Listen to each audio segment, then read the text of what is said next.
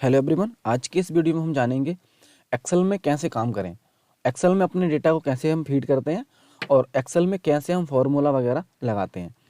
इससे पहले की वीडियो में हम बेसिक चीज़ों को सीख चुके हैं, तो चलिए शुरू करते हैं। सबसे पहले हम जानेंगे कि इसमें हम अपने डेटा को कैसे फीड करें। तो डेटा फीड करने के लिए जैसे मुझे कोई लिस्ट बनानी है या मुझे किसी का डेटा बनाना है, तो मैं उसमें क्या करता हूँ, मेरे पास ये सेल्स हैं। अब मैं किसी भी एक सेल्स में अपनी वैल्यू को लेकर काम कर सकता हूँ। मैंने एक ये सेल सेलेक्ट कर लिया, इस कॉलम में मैं डाल देता हूँ सीरियल नंबर मैंने ऐड कर दिया।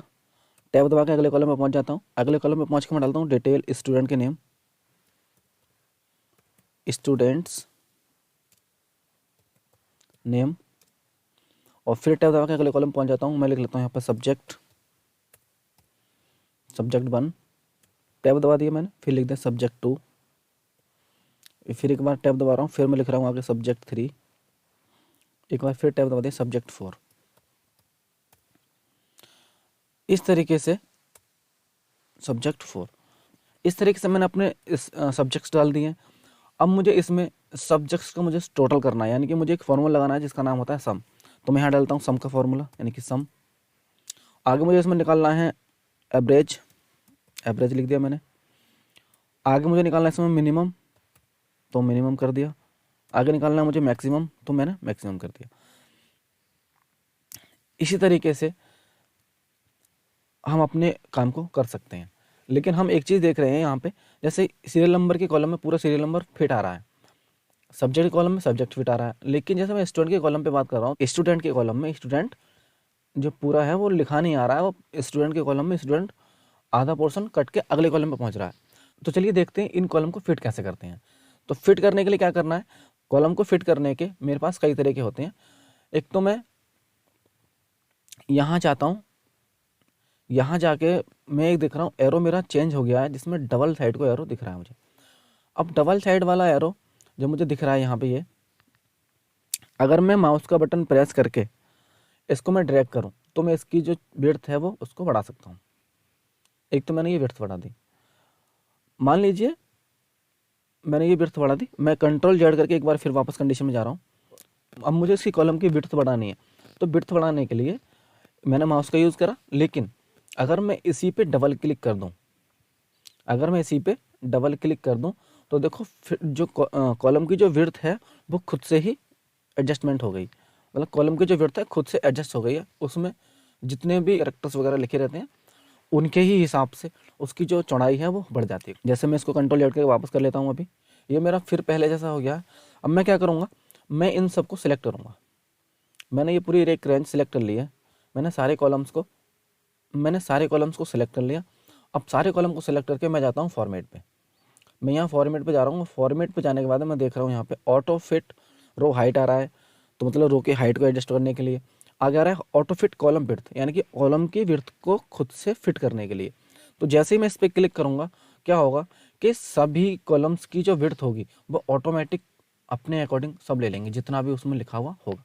अब हम इसमें अपना डेटा फीड करते हैं। जैसे सीरियल नंबर 1 स्टूडेंट का नाम लिख लेते हैं Rahul, number 2 Kapil, number 3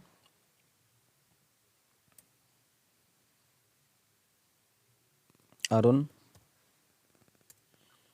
number 4 मैं अपने डेटा को इस तरह से फीड कर रहा हूँ।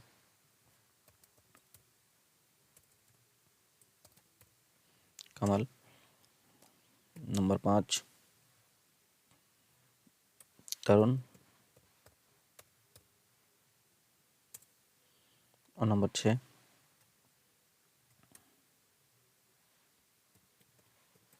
गौरव। ये मेरे पास स्टूडेंट्स हैं। और मैं इन स्टूडेंट के जो सब्जेक्ट्स हैं उन सब्जेक्ट्स में इनके कितने कितने मार्क आए हैं, जितने भी इनके मार्क आए हैं मैं उन मार्क्स को यहाँ पे लिखना चाहता हूँ। तो उन मार्क को लिखने के लिए हम एक फॉर्मूला का यूज़ करेंगे। जैसे मैं करता हूँ इक्वल रैंड बिटवीन एक फार्मूला है। इसका क्या काम रहता है, जैसे कोई भी हमें रैंडम वैल्यू चाहिए तब उस केस में इसका यूज़ करते हैं। अभी मुझे इन सब्जेक्ट के नाम चाहिए, तो इन सब्जेक्ट के नाम को करने के लिए मुझे क्या करना पड़ता है, बॉटम में डाल रहा हूँ मैं 33, यानी कि 33 से कम नहीं होनी चाहिए, और मैं यहाँ पे एक 90 कर देता हूँ, 90 तक में मार्क मिल जाए और इसको करके मैं करता हूँ एंटर। और जैसे मैंने एंटर कर दिया वैल्यू को, मैं सेल को सिलेक्ट करता हूँ। इस सेल पे सिलेक्ट करके इसके कॉर्नर पे देख रहा हूँ, इसके कॉर्नर में अभी एक बिल्कुल छोटा सा प्लस आइकन बन के आ जाएगा। ये प्लस आइकन बन के आ गया और मुझे माउस पे क्लिक करके इसको ऐसे ड्रैग करना है जहाँ तक भी मुझे ये नंबर लेना है। ये मुझे रैंडम वैल्यू मिल गई। अब मुझे ये नीचे को भी चाहिए, तो मैं इन सबको सिलेक्ट करके और इसी तरीके से मैं इसको इस प्लस से फिर से नीचे को ड्रैग कर लूँगा और फिर मुझे एकदम डिफरेंट वैल्यू मिल जाएगी। लेकिन क्या होता है कि इस वाली वैल्यू में हम जब भी कोई सम करने की कोशिश करेंगे या कुछ भी वैल्यू लिखने की कोशिश करेंगे तो ये नंबर खुद से खुद चेंज होते चले जाएंगे। ये वैल्यूज़ खुद से खुद चेंज होती हैं, तो इन वैल्यू को तो क्या करें जो ये वैल्यू एक साथ चेंज ना हो, सारी एक समय एक ही जगह बनी रहे, यानी कि डेटा मेरा फिक्स रहे। उसके लिए हम क्या करेंगे, देखो मैं कुछ करने की कोशिश करता हूँ। इधर मैंने करा इक्वल सम, टैब दबाया, मैंने ये वैल्यू ले ली और मैंने इन वैल्यू को यहाँ पे करके एंटर कर दिया, यानी कि इसका सम आ गया। जैसे भी 235 आए उन सब वैल्यूज़ में चेंजेस हो गए। तो ऐसा ना हो, ऐसा करने के लिए मुझे क्या करना पड़ेगा, मैं इसको सबको करता हूँ सेलेक्ट, सबको सिलेक्ट करके मैं करता हूँ इसको कॉपी। और कॉपी करने के बाद में मैं क्या करता हूँ, मैं इसी जगह को सिलेक्ट कर लेता हूँ पेस्ट करने के लिए। और मैं सिंपल पेस्ट नहीं करता हूँ, मैं पेस्ट में जाके पेस्ट स्पेशल में जाके यहाँ करता हूँ मैं इसकी वैल्यूज़ को, वैल्यू पे जाके मैं इसको ओके कर देता हूँ। और फिर क्या होगा, वो सभी वैल्यूज़ मेरी यहाँ पे प्रिंट हो गई हैं, पेस्ट हो गई हैं मतलब। अब जैसे मुझे सम करना है तो मैंने इक्वल करके मैंने यहाँ लगाया सम, मैंने सम का फॉर्मूला लगा दिया और टैब दबा दिया। टैब दबा के मैंने इन नंबर्स में एक सिलेक्ट करके इसको एंटर कर लिया। और अब हम देख पा रहे हैं कि हमारे जो नंबर थे वो पहले ही हैं, कोई भी रैंडम वैल्यू इसमें चेंज नहीं हो रही है। और अगर मैं इस वैल्यू को या मैं इनको सिलेक्ट करने के बाद में अगर नीचे को ड्रैग भी कर रहा हूँ तब भी देखो वही वैल्यू आ रही है, वैल्यू निकल के दूसरी नहीं आ रही है। हमने अपने सारे सब्जेक्ट्स के मार्क लगा दिए हैं। अब इन्हीं सब्जेक्ट में हम आगे देखेंगे कि कैसे इन सब्जेक्ट्स का सम कैसे करें, यानी कि इन सब्जेक्ट को जोड़े कैसे। मुझे इनका टोटल अब नंबर देखना है कि मानो मुझे राहुल के कितने नंबर आए, कितने मार्क्स आए हैं राहुल के मार्क देखने के लिए उनको जोड़ना पड़ेगा। उनको जोड़ने के लिए मेरे पास कई तरीके हैं। सबसे पहले तो मैं क्या करता हूँ, मैं इस सेल को सिलेक्ट करता हूँ और इस सेल में सिलेक्ट करके जब भी हम कोई फार्मूला लगाते हैं उस फार्मूला को लगाने से पहले हमें इक्वल का साइन लगाना कंपलसरी होता है एक्सेल में। मैंने इक्वल का साइन लगा दिया। इक्वल का साइन लगाने के बाद में अब मुझे कौन सी वैल्यू सिलेक्ट करनी है, मैंने उन सब वैल्यू को सिलेक्ट करता हूँ। मैंने 47 को क्लिक करा और मैंने फिर प्लस का साइन प्रेस कर दिया। अब मैंने फिर से 35 लिया, फिर से मैंने प्लस का साइन प्रेस कर दिया। मैंने फिर 42 लिया, फिर से मैंने प्लस का साइन प्रेस कर दिया। फिर मैंने 77 लिया, फिर मैंने प्लस का साइन प्रेस कर दिया। इस तरीके से मैंने सारे नंबर्स को जोड़ लिया और मैंने एंटर कर दिया। एंटर करके जो इनकी वैल्यू आई वो 201 आई, यानी कि 201 मार्क्स राहुल के आए हैं। ये जो प्रोसेस है थोड़ा सा लंबा है, ये लेंदी हो जाता है। तो इसके लिए हम इससे बचने के लिए क्या करेंगे, मैं इसको डिलीट करके मैं दूसरा एक फार्मूला लगाना चाहता हूँ। मैंने यहाँ इक्वल कर दिया। इक्वल करने के बाद में क्या करेंगे, हम एक फार्मूला लगाएंगे। फार्मूला का नाम है सम। मैंने सम लिख दिया। सम लिख के मैंने टैब दबाया। टैब दबा के मुझे एक यहाँ पे सिंटेक्स मिल रहा है और कह रहा है कि नंबर 1 नंबर 2 यानी जितने भी नंबर्स हैं वो हम यहाँ पे ऐड करेंगे। तो मैं क्या करता हूँ, मैं माउस को क्लिक करके और ऐसे ड्रैग कर लेता हूँ जहाँ तक मुझे नंबर को सिलेक्ट करना है। अब ये D4:G4 तक का एक सिलेक्शन मेरा बन गया है और ब्रैकेट को करता हूँ क्लोज और करता हूँ एंटर। और जैसे ही मैंने ब्रैकेट क्लोज करके एंटर, मेरा 201 वैल्यू आ गई है। यानी कि पहले भी हमने 201 वैल्यू देखी थी और अब भी हमने सम करके देखा तो 201 वैल्यू आ गई है। इसको और भी आसान बनाने के लिए हमारे पास एक ऑप्शन मिलता है होम टैब में, ऑटो सम का। ऑटो सम क्या होता है, ऑटो सम के अंदर जैसे मैं क्लिक करता हूँ इसके अंदर बहुत सारे फॉर्मूले मुझे दिख रहे हैं। तो जैसे मुझे सम करना है तो मैंने सम वाले फॉर्मूले पे क्लिक करता हूँ और जैसे ही सम वाले फॉर्मूले पे क्लिक करता हूँ तो देखो एक रेंज जो मैंने खुद से सिलेक्ट कर दी वो मुझे सामने दिख रही है। और जैसे ही मैं एंटर करता हूँ मुझे उसका रिजल्ट फिर से मिल जाता है। इसी काम को और आसान बनाने के लिए मैंने एक सेल को सिलेक्ट कर लिया जिस सेल में मुझे वैल्यू चाहिए और मैं क्या करता हूँ, अल्ट के साथ जैसे इक्वल प्रेस करूँगा फिर से एक रेंज सिलेक्ट हो जाएगी और सम का फॉर्मूला ऐड हो जाएगा। मैं इसको एंटर करके नीचे आ जाता हूँ और मैं ऊपर देख रहा हूँ मुझे रिजल्ट मिल चुका है। ऐसे नीचे में कपिल के मार्क्स को निकालना है तो कपिल के मार्क निकालने के लिए मैं क्या करता हूँ, अल्ट के साथ इक्वल प्रेस करता हूँ और एंटर करता हूँ। फिर से मुझे नीचे वाले के निकालने, अल्ट के साथ इक्वल प्रेस करता हूँ और फिर मैं एंटर कर लेता हूँ। इस तरीके से भी काम करते हैं। दूसरा हमारा काम होता है जैसे मैंने इन सबको मैंने डिलीट कर दिया और पहले मैं एवरेज निकालने की बात करता हूँ। तो एवरेज निकालने के लिए मैं क्या करता हूँ, अब मुझे एवरेज निकालना है, तो एवरेज निकालने के लिए मैं क्या करूँगा, एवरेज में दो तरीके से निकाल सकता हूँ, या तो मैं फॉर्मूला खुद से लगाऊँ या फिर मैं ऑटो सम वाले फॉर्मूलेज का यूज़ करूँ। तो जैसे मैंने एक सेल को सेलेक्ट कर लिया है, सेल सेलेक्ट करने के बाद मैं यहाँ जा रहा हूँ सीधा एवरेज पे और एवरेज पे क्लिक करता हूँ। जैसे ही मैं एवरेज पे क्लिक करता हूँ तो मुझे एक नंबर मिल जाता है। देखो एक रेंज सेलेक्ट कर लिया उसने और एवरेज का फॉर्मूला खुद से ही लग गया है। तो उस रेंज में हम देख रहे हैं कि मुझे जो रिजल्ट चाहिए वो सिर्फ सब्जेक्ट का चाहिए, सम में सम वाले नंबर को ऐड ना करें।